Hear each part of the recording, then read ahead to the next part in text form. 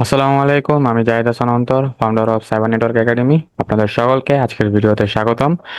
আজকের ভিডিওতে আমি আপনাদেরকে পোর্টসুগারের এক্সক্লুশন ল্যাবগুলো সলভ করে দেখাবো। তো শুধু ল্যাবই সলভ করব না, ল্যাব সলভ করার পাশাপাশি আমি আপনাদেরকে এক্সক্লুশন অ্যাটাকটা স্টেপ বাই স্টেপ বোঝানোর ট্রাই করব। তো চলুন আমরা আমাদের ফার্স্ট ল্যাবটা দেখি। এখানে বলা হয়েছে যে ওয়্যার ক্লোসে মূলত এক্সক্লুশন ভালনারেবিলিটি রয়েছে। যদি আমরা সেখানে এক্সক্লুশন অ্যাটাক করি তাহলে হচ্ছে হিডেন ডাটাগুলো রিট্রিভাল হয়ে যাবে। তো চলুন প্র্যাকটিক্যালি দেখি। প্র্যাকটিক্যালি দেখলে আপনারা আসলে কি বলতে চাচ্ছে সেটা আরো ভালোভাবে বুঝতে পারবেন। তো এখানে বলা হয়েছে যে এক্সপ্লেনেশন ভালনারেবিলিটি রয়েছে আপনার প্রোডাক্ট ক্যাটাগরি ফিল্টারে। মানে একটা প্যারামিটার রয়েছে, মানে প্রোডাক্ট ক্যাটাগরি। মানে সেখানে হচ্ছে যে আপনারা আপনাদের প্রোডাক্টের বিভিন্ন ক্যাটাগরি সিলেক্ট করেন, তো সেই ক্যাটাগরি প্যারামিটারে মূলত হচ্ছে ভালনারেবিলিটিটা রয়েছে। এবং সেখানে কি হচ্ছে, ইউজার যখন ক্যাটাগরি সিলেক্ট করতেছে তখন ব্যাকগ্রাউন্ডে মূলত এই কোয়েরিটা যাচ্ছে, সিলেক্ট অল ফ্রম প্রোডাক্টস, মানে প্রোডাক্ট টেবিল থেকে সবগুলো কলাম সে সিলেক্ট করতেছে। স্টার দ্বারা বোঝায় অল।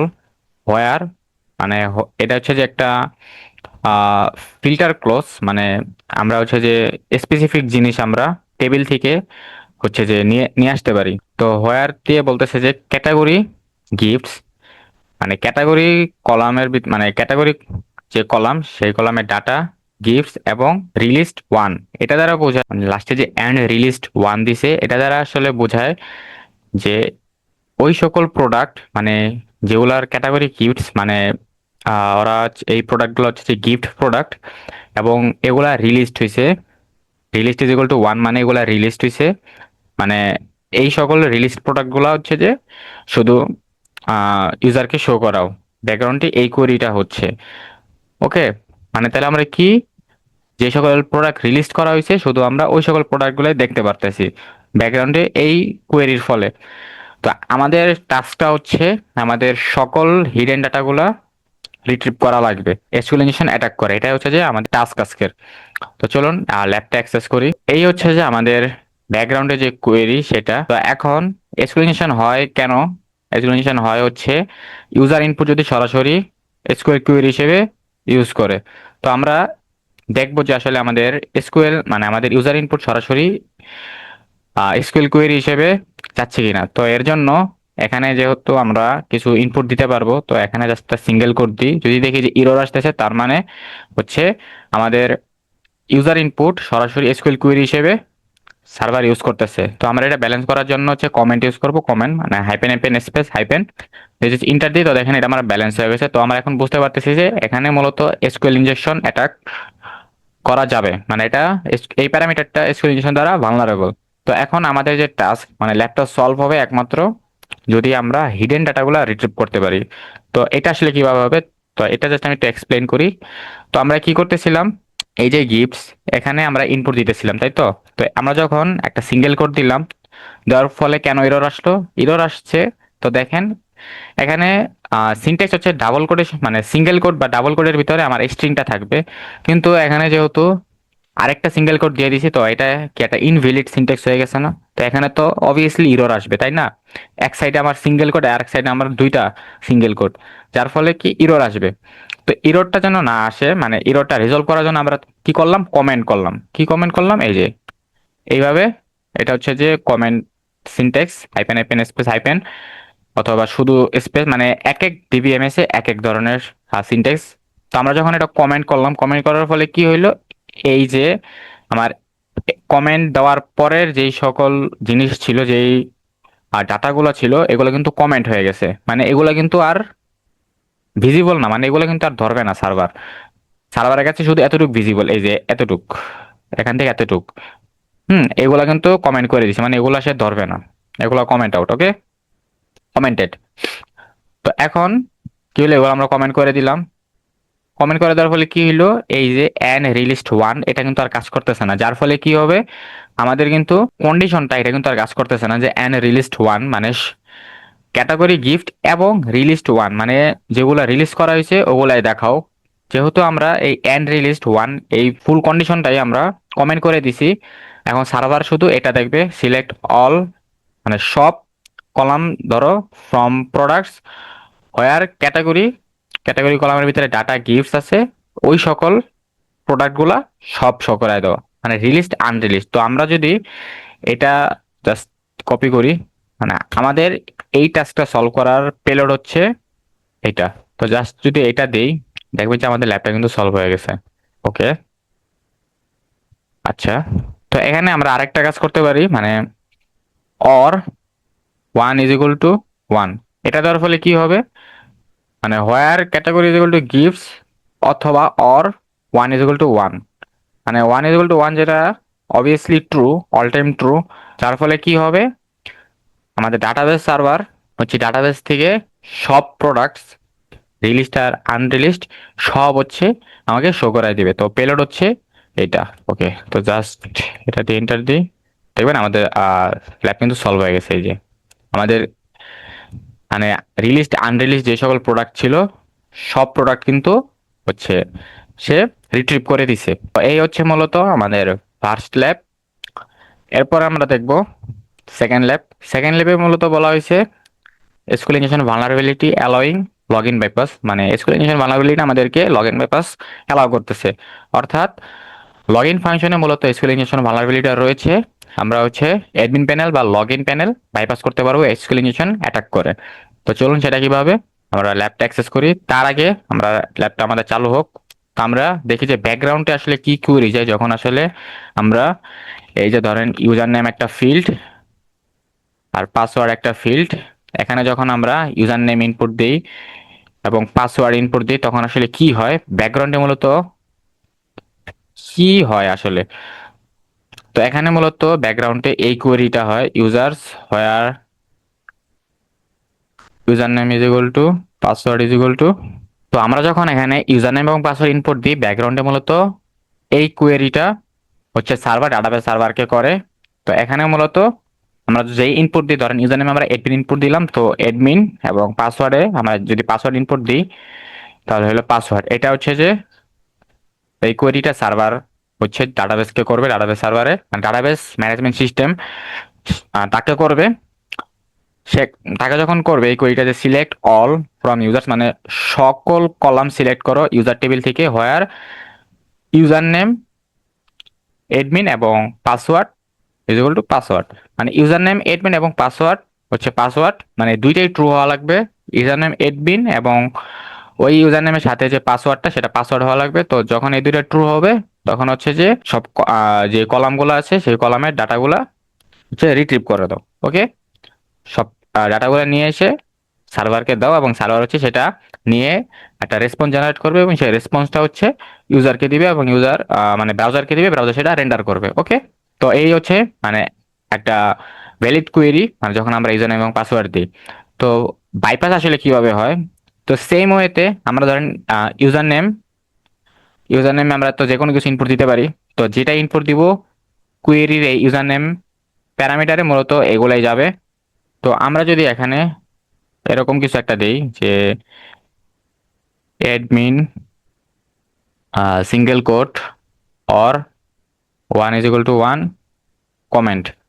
তো আমরা যখন ইউজার নেমে এইটা দিব, এইটা দিলে কি হয় দেখেন, জাস্ট পেস্ট। তো দেওয়ার পরে কি হলো, আমাদের কিন্তু এই অ্যাডমিন ইউজার নেম ফিল্ডে যে সিনট্যাক্সটা ছিল ইউজার নেমের, মানে সিঙ্গেল কোটের ভিতরে ইউজার নেম থাকবে, দেখেন সিঙ্গেল কোটের ভিতরে ইউজার নেম ঠিকই আছে। তারপর অর 1 = 1 এবং আমরা একটা কমেন্ট করে দিছি। কমেন্ট করার ফলে এর পরে যেই ডাটাগুলো ছিল, যেই কন্ডিশন ছিল সব কিন্তু কমেন্ট আউট হয়ে গেছে, মানে এগুলো আর ধরবে না সার্ভার। এখন আমাদের মিনিংটা দাঁড়ায় কি, select all from users where user name is equal two admin অথবা 1 = 1, মানে ইউজার নেম যদি এডমিন হয় এডমিন, যদি এটা ফলস হয়, অথবা 1 = 1। 1 = 1 মানে কি এটা সর্বদাই ট্রু। যার ফলে কি করবে সার্ভার, আমাদেরকে লগ ইন করাই দেবে এবং যেই আমাদের কোয়েরিটা সাকসেস হবে এবং ইউজার টেবিল থেকে সেই সকল কলামগুলো নিয়ে এসে সার্ভার একটা রেসপন্স জেনারেট করে আমাদেরকে দিবে, ব্রাউজারকে দিবে। ওকে, তো এই হচ্ছে আমাদের পেলোড। এটা যখন আমরা দিব তখন কি হবে, আমাদের লগ ইন হচ্ছে বাইপাস হয়ে যাবে। এই যে এই, আর পাসওয়ার্ড আপনি যে কোনো কিছু দিতে পারেন কারণ পাসওয়ার্ড তো কমেন্ট হয়ে গেছে, পাসওয়ার্ড সেটা আর ধরবে না। যদি দেই বুম, দেখেন আমাদের কিন্তু ল্যাব সলভ হয়ে গেছে। ওকে, তো এভাবে মূলত আমরা হচ্ছে যে লগ ইন প্যানেল বাইপাস করতে পারি এসকিউএল ইঞ্জেকশন অ্যাটাক করে। আরো অনেক ওয়ে রয়েছে বাইপাস করার, মানে এই পেলোড যদি আপনার কাজ না করে আরো ডিফারেন্ট ডিফারেন্ট পেলোড ইউজ করতে হয়। ওইটা ডিপেন্ড করে আপনার ডিবিএমএস এর উপর, আপনার আসলে ব্যাক এন্ডে কোন ডিবিএমএস ইউজ হচ্ছে সেটার উপর, কারণ এক এক এক ডিবিএমএস মূলত এক এক ধরনের কোয়েরি সাপোর্ট করে। তো এরপর হচ্ছে SQL injection attack querying the database type and version on Oracle. তো এরপর এখন আমাদের কাজ হচ্ছে এসকিউএল ইঞ্জেকশন অ্যাটাক করে আমাদের ডাটাবেস ভার্সন বের করা, সেটা হচ্ছে অরাকল ডিবিএমএস এ। তো অরাকল, মারিয়াডিবি, মাইএসকিউএল, মাইক্রোসফট, এগুলো হচ্ছে DBMS. DBMS means database management system. এগুলা কি? এগুলো হচ্ছে ডাটাবেস ম্যানেজ করে, মানে এগুলার থ্রু আমরা ডাটাবেস ক্রিয়েট করতে পারি, ডাটাবেসের ভিতরে টেবিল ক্রিয়েট করতে পারি, ডাটাবেস থেকে ডাটা কুয়েরি করে আনতে পারি, ডাটা ইনসার্ট করতে পারি, ডাটা আপডেট করতে পারি। তো এই যে আমরা কোয়েরি গুলা দিচ্ছি, তো এই কোয়েরি হচ্ছে ওই ডিবিএমএস এর ভাষা, মানে ওই ডিবিএমএস আসলে এই সকল ভাষাগুলা বুঝে। তো এক এক ডিবিএমএস আসলে এক এক ধরনের কোয়েরি বুঝে। তো আপনি মাইএসকিউএল এর যে কোয়েরি, সেটা যদি আপনি অরাকলে দেন, সেটা কিন্তু বুঝবে না, তাহলে আপনি কোনো ডাটাও রিট্রিভ করতে পারবেন না। আবার অরাকলের যে কোয়েরি, সেটা যদি আপনি মাইক্রোসফটে দেন, তাহলে সেটা কিন্তু সে বুঝবে না। কারণ কি, এরা হচ্ছে এক এক ধরনের ভাষা বুঝে, মানে সহজ বাংলা ভাষায় যদি আমি বলি, তারা হচ্ছে এক এক ধরনের ল্যাঙ্গুয়েজ বুঝে। অরাকল যেটা বুঝে, ওই অরাকলের ভাষাটা যদি আপনি মাইস্কুলকে যায় বলেন, মাইস্কুল কিন্তু সেটা বুঝবে না। তো মাইস্কুল কিন্তু সেই ডাটাবেস থেকে ডাটা রিট্রিভ করে আপনাকে দিতে পারবে না, বা আপনি সেখানে ডাটা ইনসার্টও করতে পারবেন না। তো এর জন্য আমাদের কি অরাকল যে কোয়েরি গুলা বুঝে সেগুলো আমাদেরকে জানা লাগবে। তো এখন হচ্ছে আমাদের ল্যাবটা অ্যাক্সেস করি। ওকে, এটা জাস্ট আমরা আমাদের সাইবার ফক্সে নেই। এখন হচ্ছে ওকে,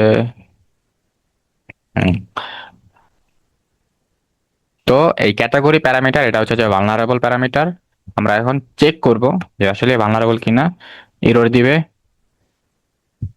অরাকলে কমেন্ট করার সিনট্যাক্স হচ্ছে হাইপেন হাইপেন প্লাস, অথবা হাইপেন হাইপেন, শুধু হাইপেন হাইপেন, মানে শুধু হাইপেন হাইপেন স্পেস, ওকে, বা হাইপেন হাইপেন, এভাবেও আপনি দিতে পারেন, অথবা এইভাবেও কাজ করে অনেক সময়। সরি, ওকে, এই যে এইভাবেও কাজ করে। তো যদি কাজ না করে, তো এগুলো আপনি ট্রাই করতে পারেন। আবার অনেক হ্যাশও কাজ করে। তো অরাকলে হ্যাশ সাপোর্ট করে না, মানে হ্যাশ কাজ করে না, তো এইটা দেওয়াই বেটার। যাই হোক, এখন হচ্ছে আমরা কলাম কাউন্ট করব, যে প্রিভিয়াস যে কোয়েরি, মানে আমাদের যে এই কোয়েরিটা, এখানে মূলত কয়টা কলাম ইউজ হচ্ছে। হ্যাঁ, কারণ আমরা যে ইউনিয়ন অ্যাটাকটা করবো, ইউনিয়ন অ্যাটাকের সিনট্যাক্স হচ্ছে প্রিভিয়াস কোয়েরিতে যতগুলো কলাম ইউজ হচ্ছে, ইউনিয়ন যখন করব, সেই ইউনিয়নেও আমাদেরকে ওই সেম কলাম দিতে হবে, মানে ওই সেম নাম্বার কলাম দিতেই হবে। যদি প্রিভিয়াসে দুইটা কলাম ইউজ হয়, তাহলে আমাদের ইউনিয়নেও দুইটা কলামই ইউজ করতে হবে। তো এর জন্য আমরা কি করি, অর্ডার বাই করি। অর্ডার বাই, এটা হচ্ছে এক ধরনের কিওয়ার্ড যেটা ইউজ হয় আপনার ডাটাগুলোকে ডিসেন্ডিং আর অ্যাসেন্ডিং ওয়েতে সাজানোর জন্য। তো আমরা অর্ডার বাই ওয়ান করলে সে কি করবে, এক নাম্বার কলামকে ডিসেন্ডিং বা অ্যাসেন্ডিং ওয়েতে সাজাবে। অর্ডার বাই টু করলে দুই নাম্বার কলামকে সাজাবে। তো এইভাবে করে আসলে আমরা কলাম কাউন্ট করি। যখন আসলে এক্সিস্ট হয়ে যায়, যেমন ধরেন অর্ডার বাই 10 করি, এরর আসলো, তার মানে কি, আমরা কি বলতেছি যে 10 নম্বর কলামকে ডিসেন্ডিং বা অ্যাসেন্ডিং ওয়েতে সাজাও। কিন্তু 10 নম্বর কলাম যদি এক্সিস্টই না করে, তাহলে সে সাজাবে কিভাবে? এর জন্য সে ইন্টারনাল সার্ভার এরর দিছে। তারপরে আমরা একটা একটা করে এখন কমাবো। তো বুঝতে পারলাম যে 10 নম্বর কলাম নাই, 8 নাই, 7 নাই, 5, ওকে, 4, 2, ওকে, তার মানে দুইটা কলাম আছে। তো এখন হচ্ছে আমরা ইউনিয়ন করব। ইউনিয়ন সিলেক্ট নাল, নাল, এটা করলাম কারণ আমরা জানি না আসলে প্রিভিয়াস কোয়েরিতে আসলে কলামগুলা কোন ডাটা টাইপ। ওকে, অরাকল ডিবিএমএস আপনার একটা কন্ডিশন আছে, মানে একটা সিনট্যাক্স, যে ইউনিয়ন সিলেক্ট যদি আপনি করেন, বা আপনি সিলেক্ট যদি করেন, তাহলে আপনাকে অবশ্যই ফ্রম ইউজ করতে হবে, মানে একটা টেবিল আপনাকে সিলেক্ট করতেই হবে। মানে একটা ফর্ম আপনাকে ইউজ করতেই হবে। ফর্ম ইউজ করা মানে কি, যে কোনো একটা টেবিল আপনাকে নেওয়া, মানে যে কোনো একটা টেবিল থেকে ফর্ম করা। তো ওরাকলে আপনার একটা ডিফল্ট টেবিল রয়েছে, একটা ডামি টেবিল যেটাকে বলে ডুয়াল। তো আমরা যখন সিলেক্ট করি তখন আসলে ওই ডামি টেবিলটা ইউজ করি ডুয়াল, মানে এর সিনট্যাক্সই হচ্ছে অরাকলে যে আপনি যদি সিলেক্ট করেন তাহলে আপনাকে অবশ্যই একটা টেবিল নিতেই হবে, মানে একটা টেবিল ফর্ম করতেই হবে। তাহলে আমরা কি করবো এখানে, আমরা নাল নাল করি এন্ড কি একটা ফর্ম করতেই হবে, ফর্ম কি ডুয়াল, মানে ডুয়াল একটা হচ্ছে একটা ডামি টেবিল। তো দেখেন এই যে আমাদের কিন্তু কাজ করতেছে। তো এখন আমরা কি করব আসলে, আমাদের কলাম নাম্বার নাকি স্ট্রিং সেটা আমাদেরকে দেখতে হবে। ওকে, তার মানে ফার্স্ট কলাম আমাদের নাম্বার না স্ট্রিং হতে পারে, তো কি করি এবিসি। ওকে, তার মানে ফার্স্ট কলাম আমাদের স্ট্রিং, এই যে দেখেন এটা কিন্তু এখানে শো করতেছে। আর সেকেন্ড কলাম দেখি, সেকেন্ড কলাম নাম্বার নাকি, না, তার মানে সেকেন্ড কলামও আমাদের স্ট্রিং। তো দেখেন এই যে দুইটা স্ট্রিংই কিন্তু আমাদের এখানে ব্রাউজারে ভিজিবল, মানে ইনপুট যাই এখানে দিচ্ছি তাই কিন্তু এখানে শো করতেছে। তার মানে দুইটাই ভালনারেবল। তো আমরা এখানে কোয়েরি করব, কি কোয়েরি, ভার্সন বের করা, ভার্সন বের করতে হবে, আমাদের টাস্ক হচ্ছে ভার্সন বের করা। তো আমরা হচ্ছে এটা সাব কোয়েরি ইউজ করি, সিলেক্ট ওরাকল ডিবিএমএস এ মূলত ভার্সন থাকে, ভার্সন ডিটেলস গুলা থাকে মূলত একটা ডাটা একটা টেবিলে। টেবিলটা কি, টেবিলটা হচ্ছে আপনার $v ভার্সন, এবং সেখানে একটা কলাম রয়েছে ব্যানার। তো আমরা এই ব্যানারটা সিলেক্ট করব, select banner from $v version. Okay, তো এই ভার্সন টেবিলে মূলত সেই ভার্সন ভার্সন থাকে মানে এই ব্যানার কলামে। তো জাস্ট আমরা এটা দিই। আচ্ছা, আমরা এভাবেও করতে পারি, union select banner null from, sorry,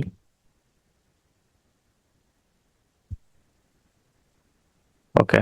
তো আমাদের দেখেন এই যে ভার্সন ডিটেলস কিন্তু এখানে দিয়ে দিয়েছি, যেগুলো হচ্ছে সব ভার্সন, আমরা কিন্তু ভার্সন পেয়ে গেছি। আর আমাদের ল্যাপটপ কিন্তু সলভ হয়ে গেছে। হ্যাঁ, তো এখানে মূলত আমরা কি করছি, ব্যানার একটা কলাম। তো আমাদের যেহেতু এখানে দুইটা কলাম আমরা ইউজ করতে পারবো, মানে প্রিভিয়াস কোয়েরিতে দুইটা কলাম ইউজ হচ্ছে, তো আমরা এখানে ইউনিয়ন সিলেক্টে দুইটা কলাম ইউজ করছি। তার ভিতরে আমরা একটা কলাম এখানে ধরলাম সিলেক্ট ব্যানার, যেটা আসলে কি এই ব্যানার কলামে মূলত আমাদের ভার্সন ডাটাটা রয়েছে। আর এই কলামটা রয়েছে মূলত এই $v ভার্সন এই টেবিলে। তো আমরা এখানে ফ্রম সেই টেবিলটা করছি, যেহেতু আমাদের সিলেক্টের একটা সিনট্যাক্স আছে যে সিলেক্ট করলে আমাদেরকে অবশ্যই একটা ফ্রম টেবিল করতেই হবে। ওকে, আবার একটু আগে যেটা করছিলাম আমরা ডিরেক্ট সাব কোয়েরি, তো সাব কোয়েরি তো কাজ করে কিন্তু এখন কেন কাজ করলো না সেটা আসলে বুঝতেছি না। যাই হোক, তো সব কমান্ড বা সব কোয়েরি যে সবসময় কাজ করবে তেমনটা না, আমাদেরকে একটার পর একটা ট্রাই করে দেখতে হবে, এটাই। তো এরপর আমাদের আজকের ভিডিওর লাস্ট ল্যাব, আমাদের মাইএসকিউএল এন্ড মাইক্রোসফট ডিবিএমএস থেকে ডাটাবেস টাইপ এবং ভার্সন বের করা।